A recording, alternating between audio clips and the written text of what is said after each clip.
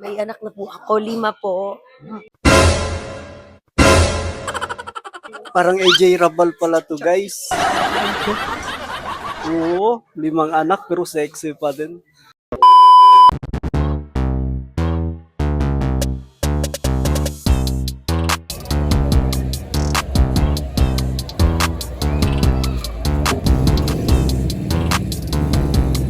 Share ko lang, Lods, na ngayong araw meron tayong event at magko-cover tayo ng 70th birthday, no?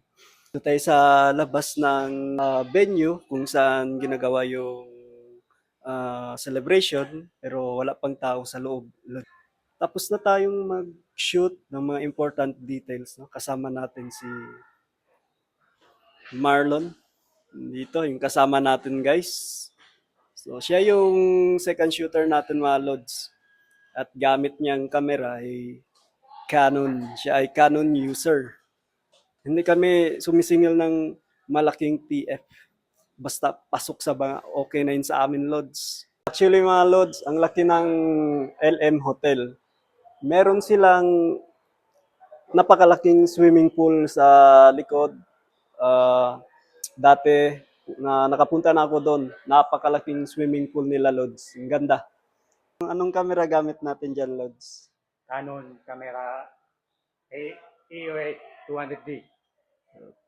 EOS 200D. Maganda yan kasi touchscreen. Touchscreen nga, mga Lods. At napiflip din ang screen. Pakitaan mo kami, pare. Yun. Okay pala tong camera natin dyan. So, pwede. Nandito tayo sa second floor, mga Lods. So, dito, kitang-kita nyo naman yung lobby, yung entrance. Ang ganda ng chandelier nila. Dito to sa LM, mga Lods. Dito sa Tetuan.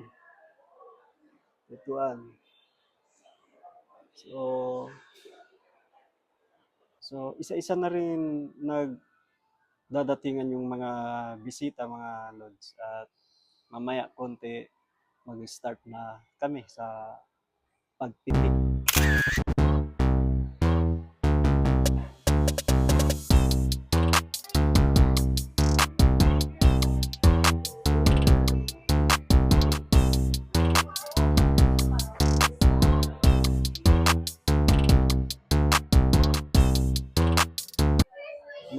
Importante talaga kunin natin yung mga important details tulad ng cake, mga gift, at yung sweet corner.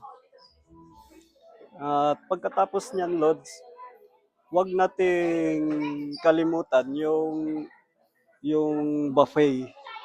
Kung saan nandun yung mga pagkain, yung lechon, importante talaga na makuna natin yung lahat. Kasi part yun ng details talaga sa event na to.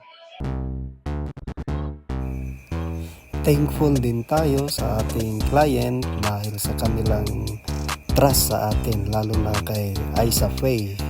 Faye, anong masasabi mo sa event na to? Happy birthday. Kasi happy 70th birthday, Mama Nelia. Shout out sa aming mga friends. Pa-follow kay Lods. Paka-perfect. Thumbs up, guys. Follow, like, and subscribe. So yung mga Lods, tapos na ang party, tapos na ang event. So papauwi na rin kami. Salamat sa panonood at abangan nyo na lang yung mga susunod kong mga videos natin at paki-subscribe na sa channel natin. Bye-bye!